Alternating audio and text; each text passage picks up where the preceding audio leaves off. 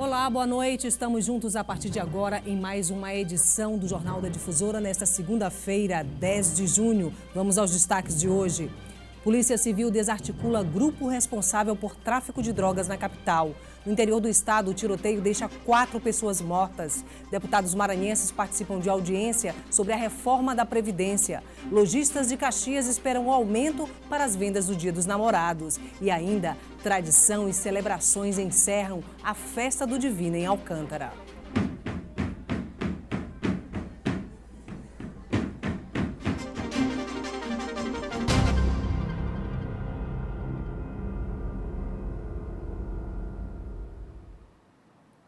Parte de uma quadrilha foi desarticulada hoje aqui na capital durante uma operação da Polícia Civil. O grupo já vinha sendo investigado pelo crime de tráfico de entorpecentes.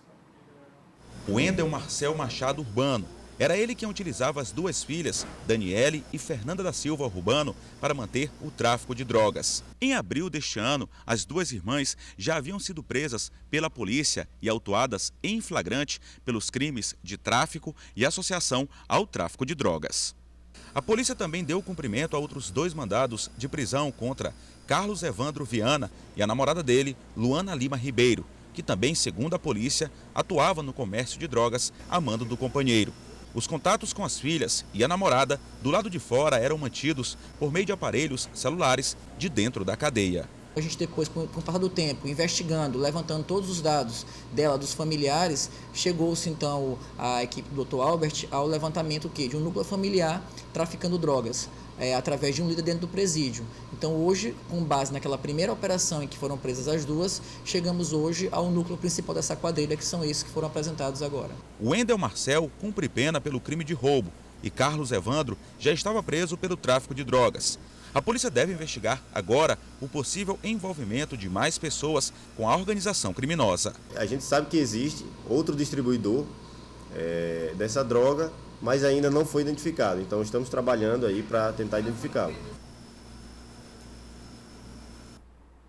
E a polícia continua à procura de 2 homens suspeitos de matar 4 pessoas no município de Coelho Neto. O crime aconteceu próximo ao mercado municipal e, segundo a polícia, teve o envolvimento de ciganos que vivem na cidade. Coelho Neto não registrava um homicídio há 6 meses. O crime aconteceu por causa de uma antiga rixa entre grupos de ciganos da região. 4 pessoas foram mortas e outras 4 pessoas ficaram feridas. Dentre elas, uma mulher e uma criança de 3 anos que permanece hospitalizada em estado grave. O carro usado pelos suspeitos durante a ação tem várias marcas de balas e durante a fuga foi abandonado a cerca de 7 quilômetros de Coelho Neto. O comandante da 3ª Companhia de Polícia Militar de Coelho Neto, capitão Cleuton John, afirma que o crime foi uma execução planejada. Esse é um caso de execução que praticamente já foi cogitado e preparado há muito tempo atrás. É uma rivalidade histórica que tem aqui na região e eles aproveitaram um momento em que a guarnição de serviço estava no atendimento de outra ocorrência.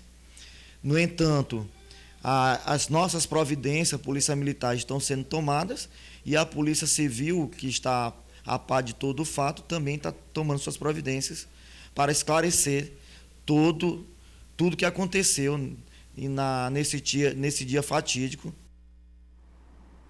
3 feridos receberam alta hoje. A criança de 3 anos continua internada em estado grave.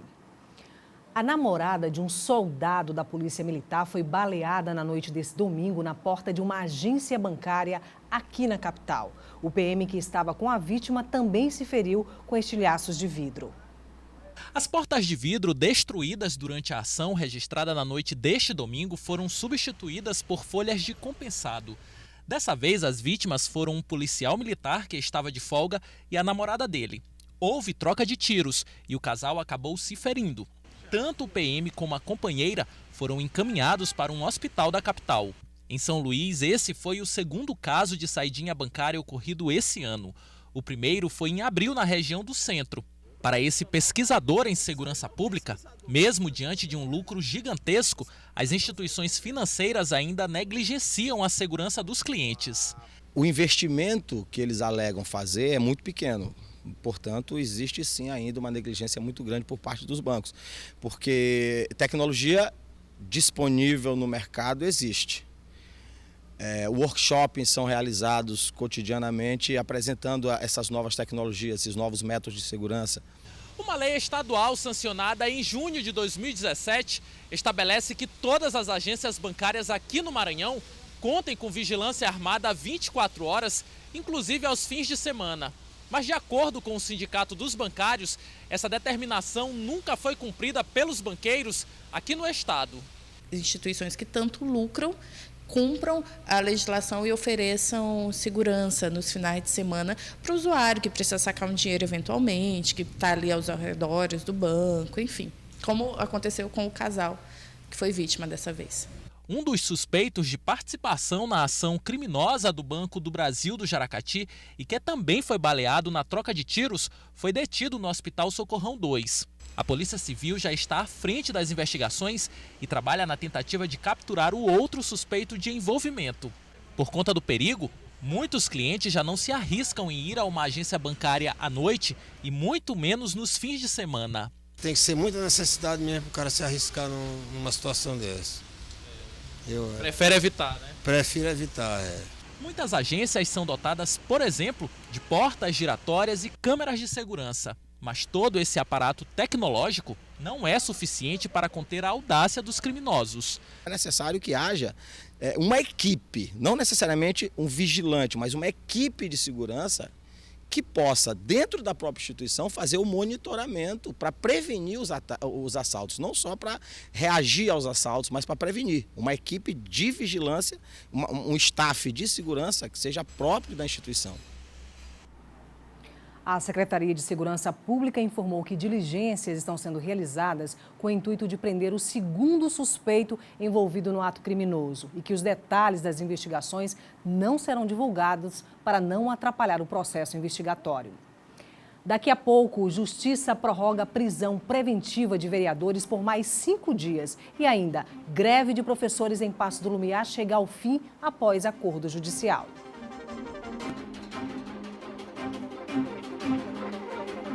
A pedido do Ministério Público, a Justiça decidiu prorrogar por mais 5 dias a prisão de vereadores da cidade de Vitória do Mearim. O repórter Hugo Viegas tem os detalhes. O pedido do Ministério Público foi aceito pelo juiz titular da comarca de Vitória do Mearim. Lá, na semana passada, 5 vereadores foram presos por suspeita de terem montado um esquema para cobrar propina para não dar prosseguimento a uma CPI contrária à prefeita da cidade. Em alguns casos, o pedido de propina chegaria a R$320 mil. Com a decisão da Justiça, os 5 vereadores devem permanecer presos por mais 5 dias. Hugo Viegas para o Jornal da Difusora. Estão sendo julgados hoje no Fórum Desembargador Sarney Costa os 2 policiais militares acusados da morte de um serralheiro na cidade de Imperatriz. O crime ocorreu em 2012. Dalvaine Souza Silva e Helenilson Pereira Borges chegaram cedo ao julgamento. Ambos são acusados pelo assassinato do serralheiro Flávio da Conceição, em Imperatriz. Flávio teria recusado dar informações sobre o irmão dele, que era procurado da Justiça. O Dalvaine está sendo acusado também do crime de ameaça, que teria ido momentos antes ao local. Mas em relação a esse crime, a gente já pode adiantar aqui que ele está prescrito. Helenilson estaria acompanhado do outro policial. 2 testemunhas de defesa estavam presentes no julgamento. A defesa acredita na inocência de ambos. Não há motivação aparente, até porque o que o Ministério Público quer fazer crer é que se trata de uma execução. E essa execução ela não é patente, ela não pulula, ela não emerge dos autos, de tal forma que, pelo andar da carruagem, nós teremos aí elementos saudáveis e salutares capazes de pleitearmos a absolvição. O crime aconteceu no bairro da Caema, em Imperatriz, no ano de 2012. O Ministério Público pediu para o julgamento acontecer na comarca de São Luís e um dos principais motivos seria pelo fato de Dalvane Souza Silva, além de ser policial, apresentava um programa de televisão na cidade de Imperatriz e estaria usando os meios de comunicação para influenciar o público. Nesse caso, foi pedido porque, segundo os autos revelam, que não havia condições do júri ser realizado em Imperatriz, devido, possivelmente, uma certa influência da corporação militar no local, segundo informações. E o julgamento ainda está acontecendo no Fórum Desembargador Sarney Costa, aqui em São Luís. Por enquanto, sem previsão para terminar. E vamos agora ao nosso giro de notícias pelo estado. Segundo testemunhas, uma vaca atravessou a rodovia MA-320 e pegou de surpresa essa mulher. Ela recebeu atendimento da população na calçada. A parte da frente da moto ficou destruída. Depois de mais de 1 hora de espera, uma ambulância chegou para prestar o socorro. A vítima foi levada para o hospital, medicada e liberada em seguida. Os moradores afirmam que a presença de animais no trecho é constante. O Tribunal de Justiça do Maranhão conseguiu intermediar um acordo entre o Sindicato dos Trabalhadores da Educação Básica das Redes de Ensino do Estado do Maranhão, Simproecema, e o município de Passo do Lumiar. O acordo põe fim à greve de professores no município, deflagrada no dia 27 de março. Os professores reivindicavam a legalização de carga horária de 30 horas, hora-aula de 50 minutos, o reajuste de 4,17%, salário de acordo com a titulação do profissional, calendário de pagamento anual e um novo Estatuto do Educador. Em Balsas, professores e técnicos da educação se reúnem para discutir os últimos preparativos para a aplicação das provas do Sistema Estadual de Avaliação do Maranhão, SEAMA. 280 mil alunos devem ser avaliados em todo o estado. A partir de amanhã, serão aplicadas provas de língua portuguesa e matemática para estudantes do 5º e 9º anos do ensino fundamental e da 3ª série do ensino médio. O sistema permitirá estabelecer um índice próprio do estado para servir de base para avaliar e definir políticas públicas da educação. E os estudantes que estão concorrendo a vagas em instituições públicas de ensino superior já podem consultar o resultado do SISU na página do programa. As matrículas devem ser realizadas de 12 a 17 de junho. Ao todo, nesta edição, são ofertadas quase 60 mil vagas em 76 instituições públicas de ensino em todo o país. Aqueles que não forem selecionados poderão participar da lista de espera. E a convocação desses estudantes ocorrerá após o dia 19 deste mês. Para participar da lista de espera, é preciso acessar o site do SISU e indicar para qual opção de vaga escolhida na fase de inscrição se deseja pleitear uma vaga. Daqui a pouco, lojistas de Caxias esperam aumento para as vendas do Dia dos Namorados. E ainda, tradição e celebrações encerram a Festa do Divino em Alcântara.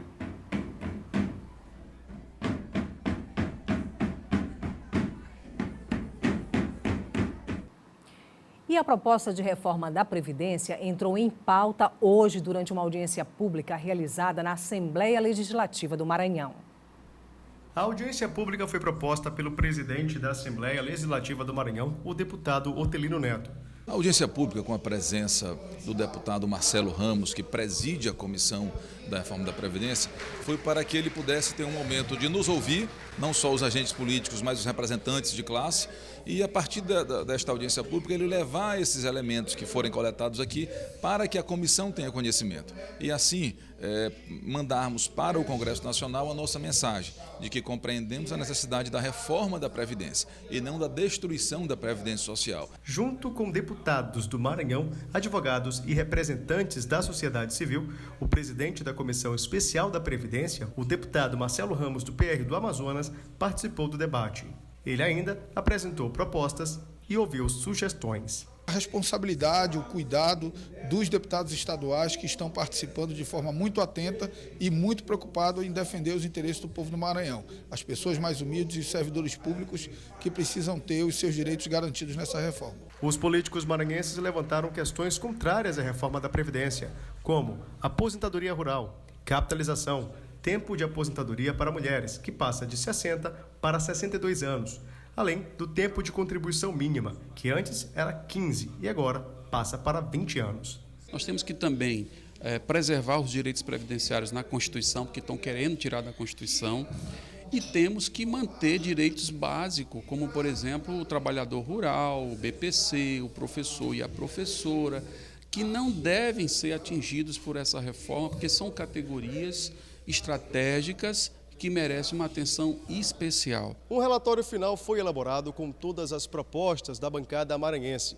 Agora, o presidente da Comissão Especial da Previdência vai levar as sugestões para Brasília, onde o relatório vai ser analisado e segue para a votação. O relator, o deputado Samuel Moreira, ele deve entregar na quarta ou na quinta-feira. Então eu chego daqui, já tenho uma reunião com ele amanhã cedo e já tratarei as demandas apresentadas aqui para que a gente possa, ao final, apresentar um relatório que equilibre a necessidade de um ajuste fiscal, que é urgente e necessário para o país, sem prejudicar as pessoas mais humildes. E em Brasília, a Câmara Federal realiza esta semana 4 audiências públicas para discutir a reforma da Previdência. Enquanto a Comissão Especial da Reforma aguarda a leitura do relatório do deputado Samuel Moreira, do PSDB de São Paulo, outras comissões vão retomar o debate de pontos específicos da proposta. Amanhã, a Comissão de Educação vai discutir a situação dos professores na reforma. Já a Comissão de Legislação Participativa vai discutir a reforma da Previdência nas carreiras socioeducativas e da assistência social. Ainda nesta terça-feira, o secretário especial de Previdência e Trabalho do Ministério da Economia, Rogério Marinho, deve ir a uma reunião conjunta de 3 comissões para debater a reforma. Participam dessa reunião representantes de seringueiros, quilombolas, parteiras e pescadores. Portanto, tem muito trabalho por aí, hein? E agora é hora de conferir a previsão do tempo para amanhã.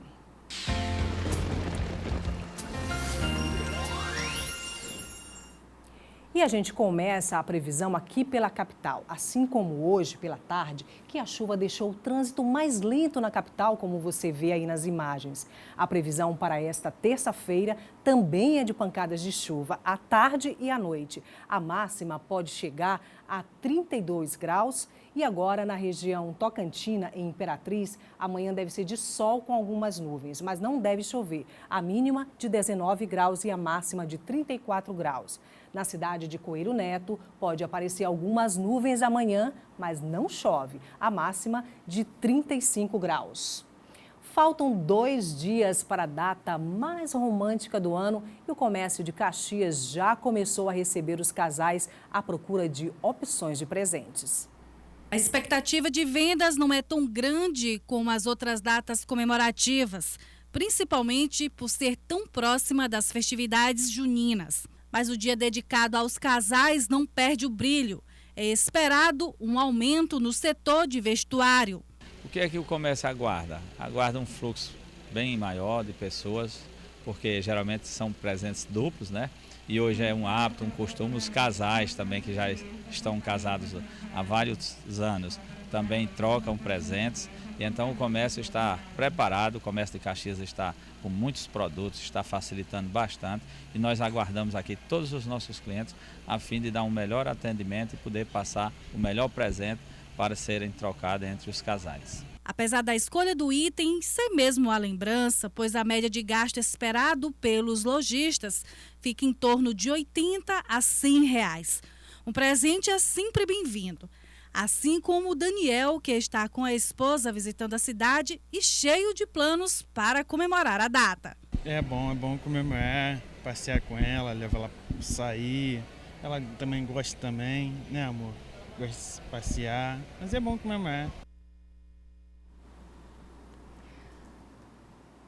E quem viu os barcos saírem do cais da Praia Grande cheio de passageiros nesse fim de semana já sabia. A festa do Divino em Alcântara iria reunir muita gente. E foi assim mesmo o último dia do festejo que lotou as ruas, pousadas, os restaurantes e os bares do município.